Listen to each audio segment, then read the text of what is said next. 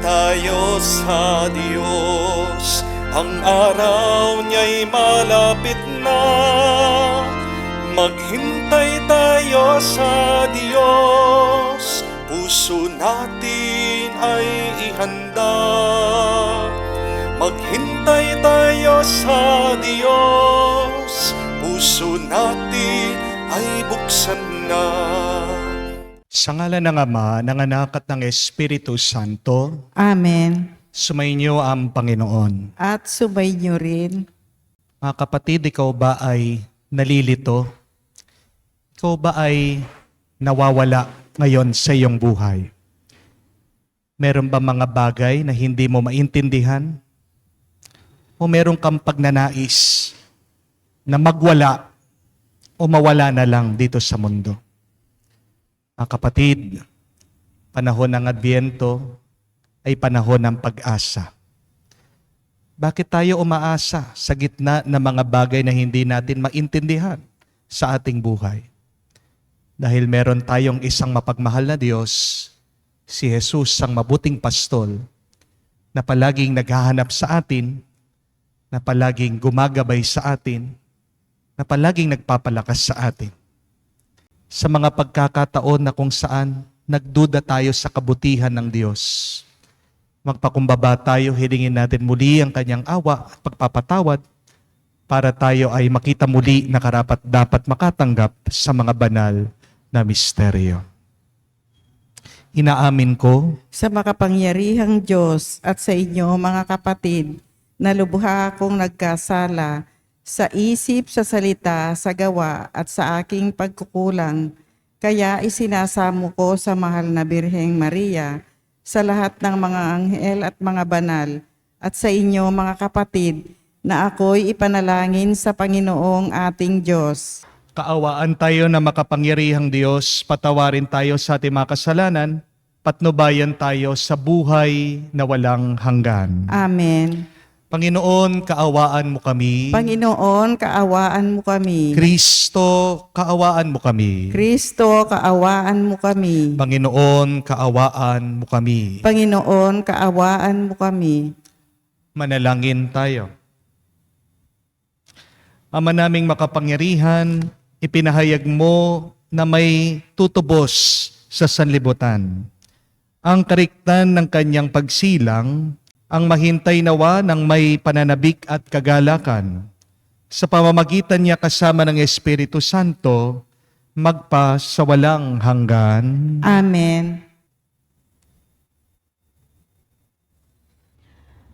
Pagbasa mula sa aklat ni Propeta Isaias. Aliwin ninyo ang aking bayan, sabi ng Diyos. Aliwin ninyo sila. Inyong ibalita sa bayang Jerusalem na hinango ko na sila sa pagkaalipin, pagkat nagbayad na sila ng ibayo sa pagkakasalang ginawa sa akin.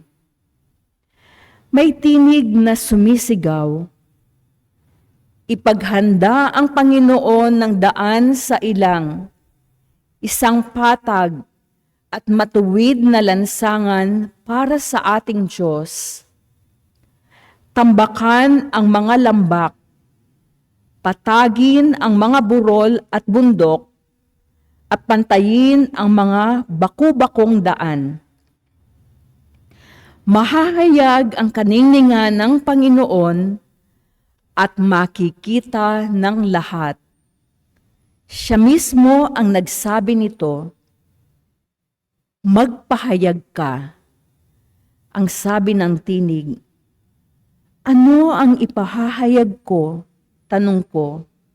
Sumagot siya, ipahayag mong ang tao ay tulad ng damo. Ang kanyang buhay ay tulad lamang ng bulaklak sa parang. Nalalanta ang damo at ang mga bulaklak ay kumukupas kung sila'y mahipa ng hangin. Ang tao nga ay tulad lamang ng damo. Oo, Ang damoy nalalanta at kumukupas ang mga bulaklak.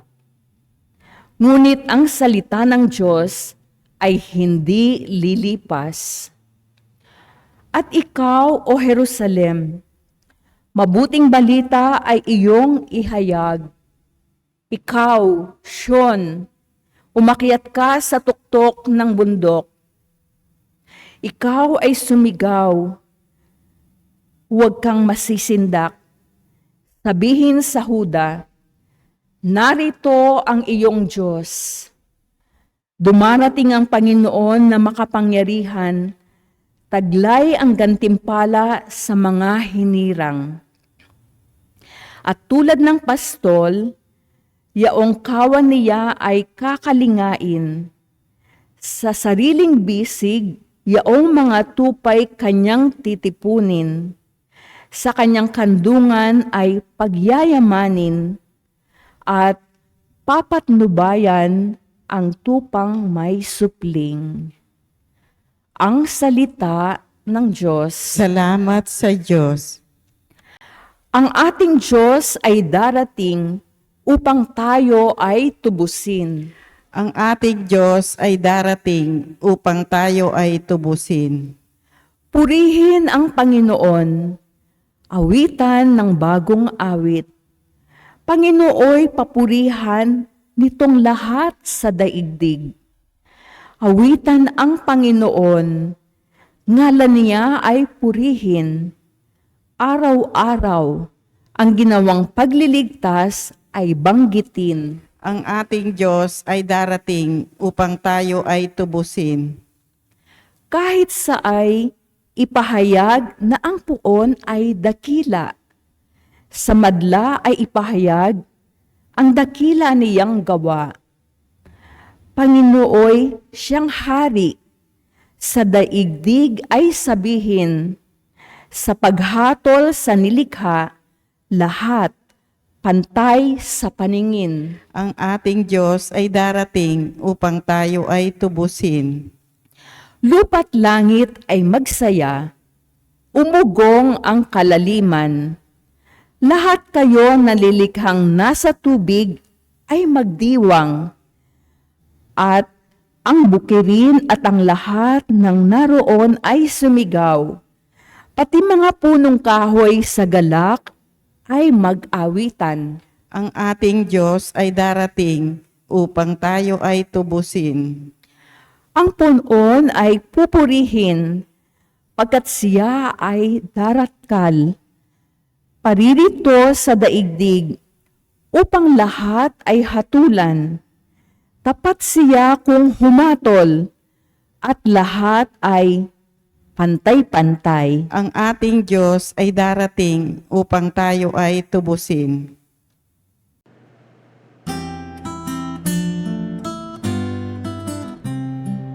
Alleluia, alleluia, alleluia, alleluia, alleluia, alleluia, alleluia, alleluia, alleluia, alleluia, alleluia. Narito ang araw ng Diyos, darating upang matubos tayong kanyang kinukupkop. Aleluya, aleluya. Sumainyo ang Panginoon. At sumainyo Ang rin, mabuting balita ng Panginoon ayon kay San Mateo. papuri sa iyo, Panginoon. Nung panong yun, sinabi ni Jesus sa kanyang mga alagad, ano sa akala niyo ang gagawin ng isang tao na may 100 tupa kung maligaw ang isa sa mga iyon? Hindi kaya niya iiwan ang 99 na kumakain sa kaburulan upang hanapin ang naliligaw? Sinabi ko sa inyo, kapag nasumpungan niya ito, higit niyang ikinagagalak ang isang ito kaysa sa 99 na hindi naligaw. Gayon din naman, hindi kalooban ng iyong Ama na nasa langit na mapahamak ang isa sa maliliit na ito. Mga kapatid, ang mabuting balita ng ating kaligtasan. Pinupuri ka naming Panginoong Kristo. Magandang araw po muli sa inyong lahat. Alam niyo po ba, ang mga tupa daw, marunong magpanggap na okay lang sila. Ayon po sa mga pastol, marunong daw magtago ang mga tupa sa kanilang mga sakit na nararamdaman. Pag daw may sugat ang tupa o pag nahihirapan itong manganak, hindi man po ito dadaing, hindi man po magpaparamdam na siya ay nasasaktan, na siya ay nahihirapan. Kala mo tahimik ang tupa, pero may pinagdadaanan pala na problema. Hindi mo makikita ang diferensya, ang kanyang problema, hanggat hindi mo lalapitan daw yung tupa. That is what is very surprising with sheep. They are very good at pretending that nothing is wrong with them. But in fact, sometimes they get sick, they get wounded, and yet they remain silent. Pero kahit na paano itago ng tupa ang problema niya, malalaman at malalaman ito ng pastol niya. Kasi alam ng pastol ang kanya mga tupa, di ba? Parang tayo lang, tayong mga tao. Napakarami po sa atin, para mga tahimik na tupa. Nagpapanggap tayo na okay lang tayo. Many times we convince ourselves, we are fine, we are okay. And sometimes we show it to people, I am fine, I am okay. But the truth is, we are not fine, we are not okay. Aminin natin mga kapatid, marami sa atin tinatago lang ang tunay nating nararamdaman. Oo nga naman, kailangan mong maging malakas. Hindi mo maipakita sa iyong mga anak na ikaw ay nagsasawa na o napapagod sa iyong trabaho. Kasi kung hindi, pati sila maapektuhan. Hindi mo masabi sa iyong mga magulang ang iyong problema. Kung hindi, mag-aalala sila. Hindi mo maipakita ang iyong lungkot, tinatago mo ang iyong mga luha kasi ayaw mong isipin ng ibang tao na mahina ka. Pinapakita natin minsan na tayo'y malakas, pero sa totoo, mahina tayo. Minsan tayo'y ngumingiti, pero sa totoo, malungkot tayo. Marami dyan, palatawa, mga joker, pero sa totoo, sa kanilang kaloob-looban, depressed sila. Hindi po ba kayo napapagod? Hindi po ba kayo nangangawit? Napakabigat po, di po ba, na nagpapanggap ka, nagbabalat kayo ka, pinapakita mo sa iba na ikaw ay malakas, na sa totoo naman, ikaw ay marupok at mahina. Di po ba? Let's be honest. How we wish we have someone wherein we can show our true selves. Di ba naghahanap po tayo ng isang tao na kung saan makakaintindi sa atin.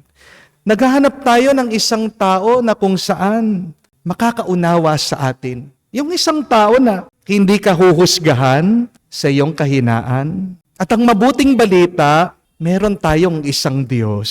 Si Jesus, ang mabuting pastol. Alam niya, kapatid, ang iyong nararamdaman. Alam niya kung ano ang iyong pinagdadaanan. Kahit na magpanggap tayo, wala tayong maitatago sa Diyos. Amen? Alam ng Diyos. Lahat ng iyong naiisip, alam ng Diyos kung ano ang nasa loob ng iyong puso. We thank God because no matter how much we pretend, no matter how much we hide, God sees through us. God knows our pain. And God knows when we are lost and confused. Hindi ka mukha ng ibang tao, very insensitive sila. Nawawala ka, nalilito ka, papabayaan ka lang nila. Di ka papansinin. Pero hindi ganyan ang ating Diyos. Amen? Hindi ka iiwan ng Panginoon sa ere. Di ka mukha ng ibang tao.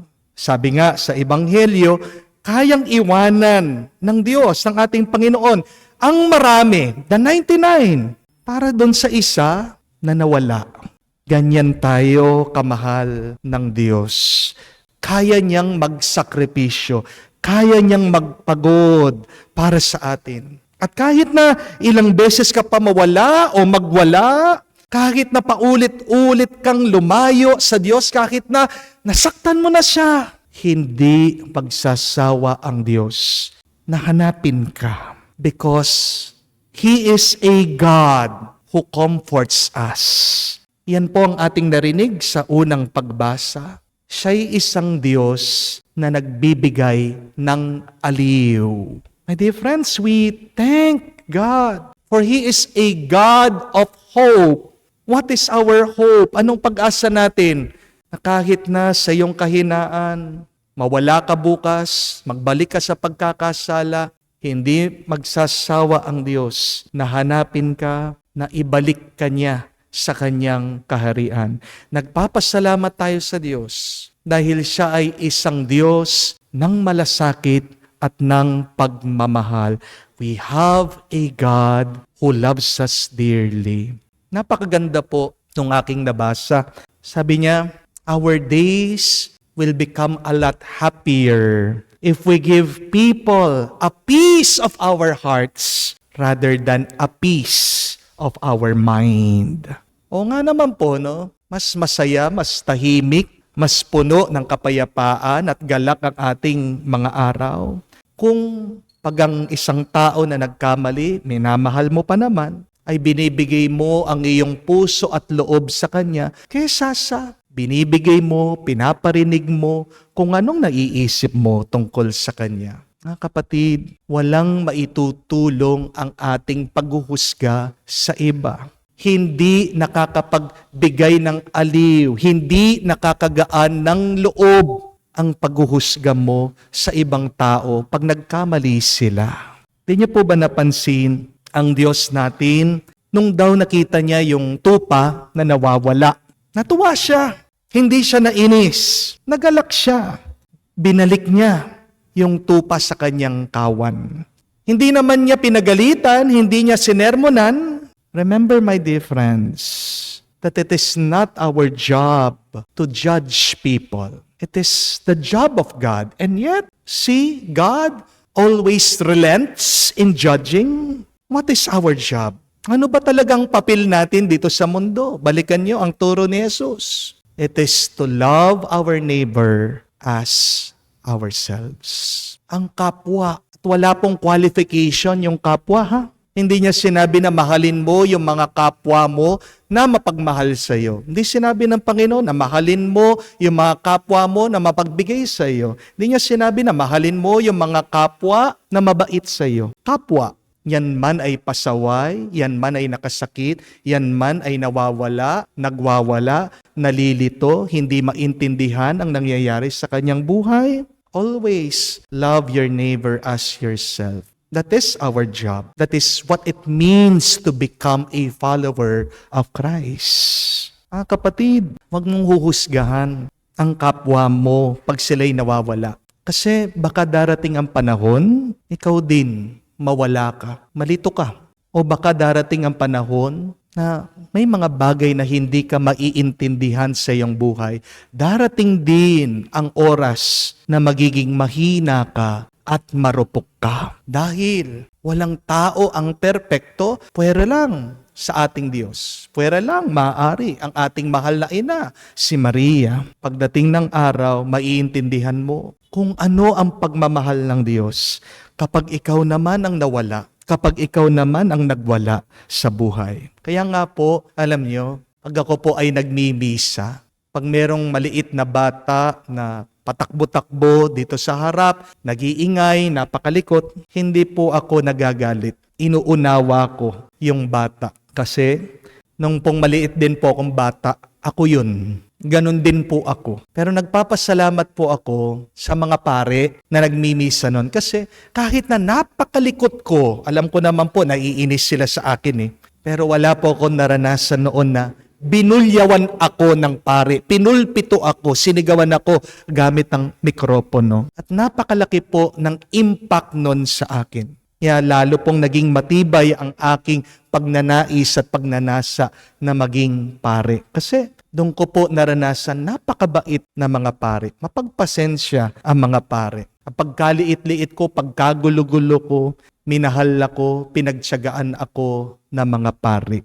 Dahil nakatanggap po ako ng kabutihan, kaya naman ngayon, kaya ko ding magbahagi ng kabutihan sa iba. My dear friends, don't judge the lost because someday, somewhere, you will also become lost. And if you are lost now, do not be afraid to open yourself to be honest with God. There is no use in hiding your pain to God. Kung sa ibang tao, sige, tago mo yung iyong kahinaan kasi baka i-take advantage ka nila. Pero bakit tinatago mo ang iyong karupukan sa Diyos? Please, open your weaknesses. Show if you're really lost to the Lord. Because no matter how much you hide it, Jesus knows you. Jesus sees your difficulties. Kapatid, ipakita mo, sabihin mo, ang kahinaan mo, ang paghihirap mo sa Diyos. Hindi ka lang niya hahanapin. Makikita mo, pupunuin ka pa niya sa kanyang grasya, sa kanyang pagmamahal, sa kanyang kabutihan. Dahil meron tayong isang mabait, isang mapagmahal, at isang mapagpasensyang Diyos. Amen.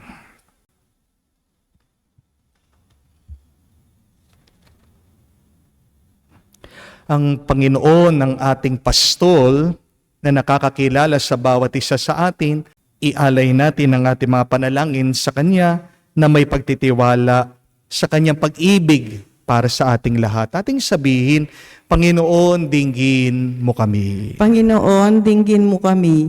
Ang simbahan naway maging isang buhay na tanda ng tunay na malasakit at lubos na pangangalaga para sa mga itinakwil ng ating lipunan. Manalangin tayo sa Panginoon. Panginoon, dinggin mo kami. Ang mga nalihis sa landas ng kabutian, naway marinig ang tinig ni Kristo, ang mabuting pastol na tumatawag sa kanila upang magbalik sa Kanya.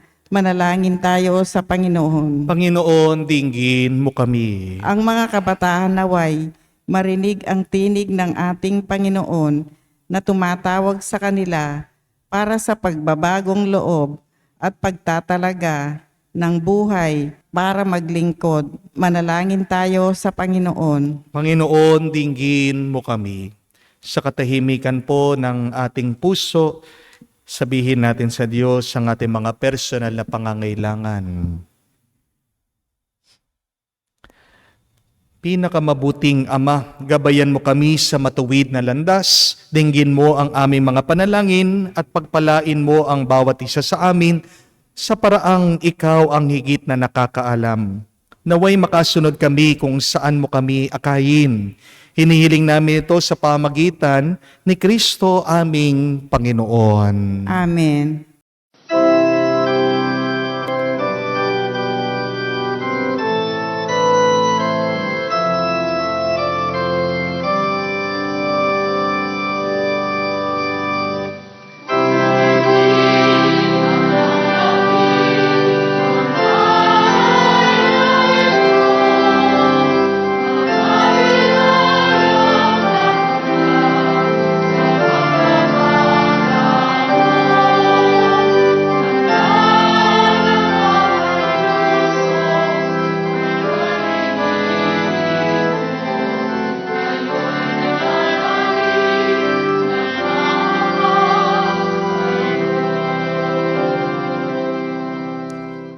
Manalangin kayo mga kapatid para ang ating mga paghahain ay kalugdan ng Diyos sa mga makapangyarihan. Tanggapin nawa ng Panginoon itong pag-ahahin sa iyong mga kamay sa kapurihan niya at karangalan sa ating kapakinabangan at sa buong sambayanan niyang banal. Ama naming lumikha, kalugdan mo ang aming mga panalangin at alay sa anumang kakulangan ng aming abang nakayanan. Naway ang pag-ibig mo ang magbibigay kapunuan sa pamamagitan ni Jesucristo kasama ng Espiritu Santo, magpa sa walang hanggan. Amen. Sumainyo ang Panginoon. At sumainyo rin. Itaas sa Diyos sa inyong mga puso at diwa. Itinaas na namin sa Panginoon.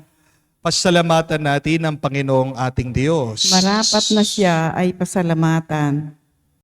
Ama naming makapangyarihan, tunay nga marapat ikaw ang aming pasalamatan sa pamagitan ni Jesucristo na aming Panginoon. Siya'y sinugo mo upang matupad ang iyong magandang balak para sa lahat.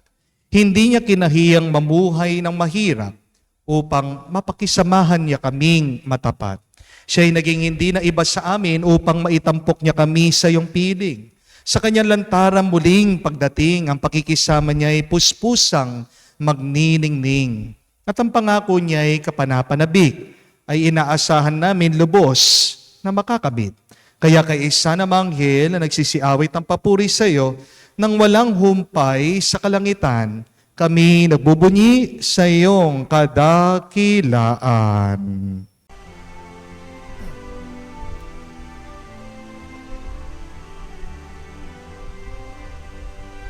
Santo, Santo, Santo, Panginoong Diyos ng mga hukbo, napupuno ang langit at lupa ng kadakilaan mo. Hosana, Hosana, sa kaitaasan, pinagpala ang naparirito sa ngalan ng Panginoon. Hosana, Hosana, sa kaitaasan. Hosana, Hosana, sa kaitaasan.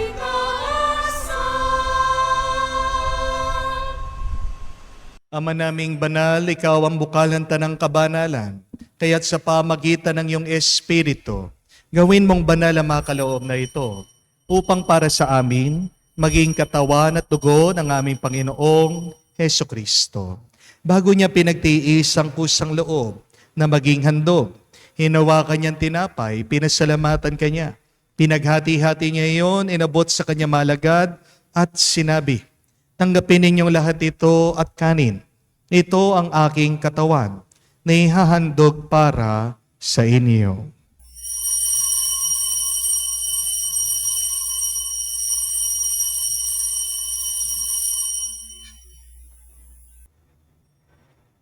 Gayon din naman na matapos ang hapunan, inawakan niya ang kalis.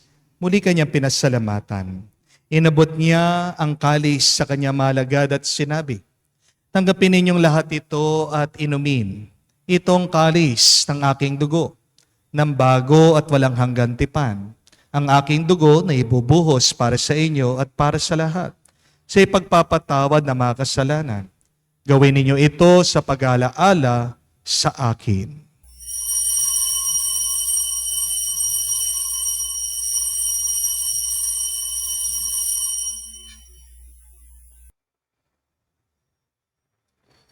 Ang misteryo ng pananampalataya. Aming ipinahayag na namatay ang iyong anak, nabuhay bilang Mesiyas at magbabalik sa wakas para mahayag sa lahat. Ama, ginagawa namin ngayon ang pag-alaala sa pagkamatay muling pagkabuhay ng iyong anak. Kaya tiniyalay namin sa iyong tinapay nagbibigay buhay at ang kalis na nagkakaloob ng kaligtasan. Kami nagpapasalamat dahil kami yung minarapat na tumayo sa harap mo para maglingkod sa iyo. Sinasamo namin kami magsalo-salo sa katawan at dugo ni Kristo ay mabuklod sa pagkakaisa sa pamamagitan ng Espiritu Santo. Ama, lingapin mong iyong simbahan, laganap sa buong daigdig. Puspusin mo kami sa pag-ibig. kaisa ni Francesco, ang aming Papa, si Florentino, aming Arsobispo, at ng Tanang Kaparian. Alalahanin mo rin ang aming mga kapatid na nahimlay at may pag-asang sila'y muling mabubuhay. Ngayon din naman lahat ng mga pumanaw, kawan mo't sila't patuloyin sa iyong kaliwanagan. Kawan mo't pagindapatin kaming lahat na makasalo sa iyong buhay na walang wakas. Kaisa na mahal na Birhen Maria, Ina ng Diyos, kaisa ni San Jose, ang kanyang malwalhating esposo, kaisa na mga apostol at lahat ng mga banal na namuhay dito sa daigdig na kalugod-lugod sa iyo. May pagdiwang nawa namin ang pagpupuri sa ikararangal mo sa pamamagitan ng iyong anak, aming Panginoong Hesu Kristo. Sa pamamagitan ni Kristo, kasama niya at sa Kanya, ang lahat ng parangal at papuri ay sa iyo, Diyos Ama, makapangyarihan, kasama ng Espiritu Santo, magpasawalang hanggan. Amen, amen, amen. Sa nakakagaling na utos sa turo ni Jesus sa Panginoon natin at Diyos, ipahayag natin ng lakas loob.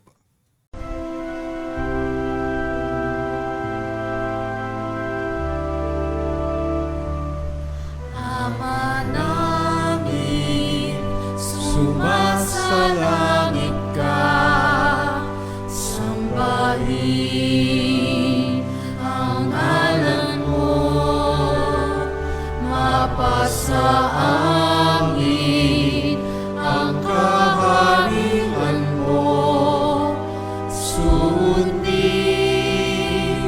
ang loob mo dito sa lupa para lang sa langit. Bigyan mo kami ngayon ng aming kakanin sa araw-araw. At patawarin mo kami sa aming mga sala para ng pagpapatawad namin sa nagkakasala sa amin. At huwag mo kami ipahintulot sa tukso, at iadya mo kami sa lahat ng masama. Hinihiling namin kami adya sa lahat na masama, pagkalooban ng kapayapaan araw-araw, iligtas sa kasalanan, ilayo sa lahat ng kapahamakan, samantalang aming pinanabikan ang dakilang araw ng pagpapahayag ng tagapagligtas naming si Hesu Kristo.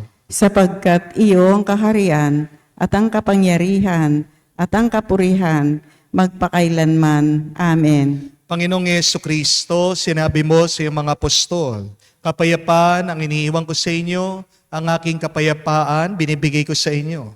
Tungayan mo ang aming pananampalataya at huwag ang aming pagkakasala. Pagkalooban mo kami ng kapayapaan at pagkakaisa ayon sa iyong kalooban. Kasama ng Espiritu Santo, magpa sa walang hanggan. Amen. Kapayapaan ng Panginoon ay laging sumainyo. At sumainyo rin. Magbigayan po tayo ng kapayapaan sa bawat isa. Peace with you po. Kapayapaan po sa inyong lahat.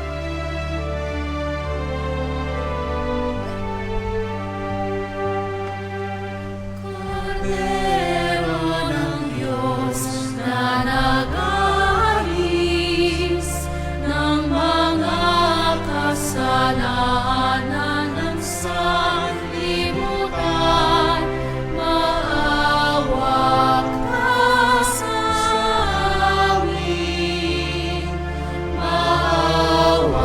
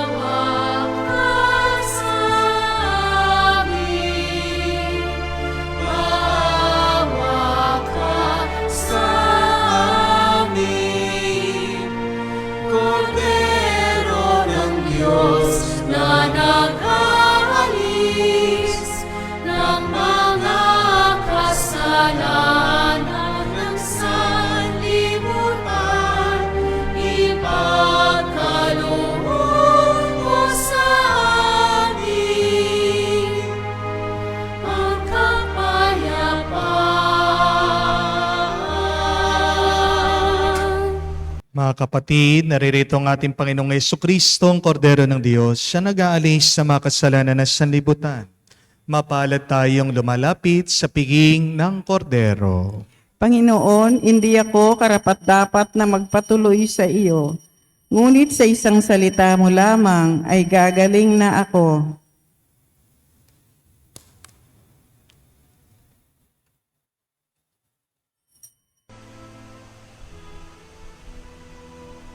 Halina, Jesus, aking mananako.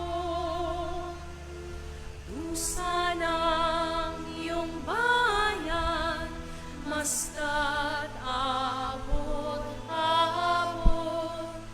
Sa pag-ibig salat, katarungay kapos. Tangi kang pag-asa, O Jesus. Halina, Jesus, aming mananako. Awa mo't biyaya sa aming ipaabot. Pag-ibig kang tunay, katarungan lubos. Tangi kang pag-asa, O Jesus. Manalangin tayo. Ama naming mapagmahal, kaming pinapakinabangan mo sa iyong banal na salo-salo, ay turuan mong kumilala sa layunin ng iyong mga nilikhang bagay na dapat naming gamitin upang kami ay sumapit sa iyong piling. Sa pamamagitan ng Jesucristo kasama ng Espiritu Santo, magpa sa walang hanggan. Amen. Isa po sa mga pinakamabigat at mahirap na karanasan natin bilang tao ay yung pag sinasarili mo ang iyong problema. Pag tinatago mo ang iyong sakit, ang iyong pinagdadaanan na pagsubok. Mga kapatid, hindi tayo ginawa para mag-isa lang ng Panginoon. Kung maalala niyo po ang Genesis, nung nakita daw niya ng Diyos si Adan na mag-isa malungkot, gumawa siya ng kanyang katuwang si Eva. We were made not to be alone, but we were made out of love to be in a relationship. Kaya kung gusto mong maging magaan yung iyong pinagdadaanan, matuto ka naman na magbahagi ng iyong pusan. Diba? Si Jesus din naman na nagsabi, lumapit kayo sa akin, kayong lahat ng napapagal na, napapagod, nasasaktan, nahihirapan.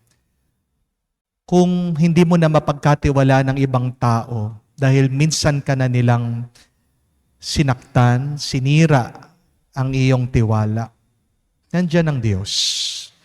Kaya nga po sa araw na ito, let us confess to the Lord. Ang pagkukumpisal ay hindi lang pagsasabi ng ating mga kasalanan. Pero tayo'y nagkukumpisal pag binubuksan natin ang ating iba't ibang pinagdadaanan na hirap at problema sa Kanya. Ano ba ang dasal, ang panalangin? What is prayer? Prayer is not only asking the Lord for good things, but remember this, prayer is being real before the Lord. Yan po ang tunay na pagdarasal at pananalangin. Pagiging totoo sa harap ng Diyos. Bakit ka magtatago sa Diyos? Wala ka naman maikukubli sa Kanya. Bakit ka magsusot ng maskara sa harap ng Panginoon? Siya ang Diyos na nakakakita, nakakaalam ng lahat. Sa inyo pong pagdarasal ngayong araw, mga kapatid, just stay in front of your altar. Just be present. Go to the church in a blessed sacrament and just Open yourself to God. Just be truthful. Just be honest. Wala ka sanang itago sa Kanya. Makikita mo, sa Kanya ka lang makakaranas ng aliw at ng kapayapaan. Sumayin niyo ang Panginoon. At sumainyo rin. Kayo'y basbasa ng Diyos makapangyarihan sa ngalan ng Ama, ng Anak, ng Espiritu Santo. Amen. Ang ating misa ay natapos na. Humayo kayo sa kapayapaan ni Kristo. Salamat sa Diyos.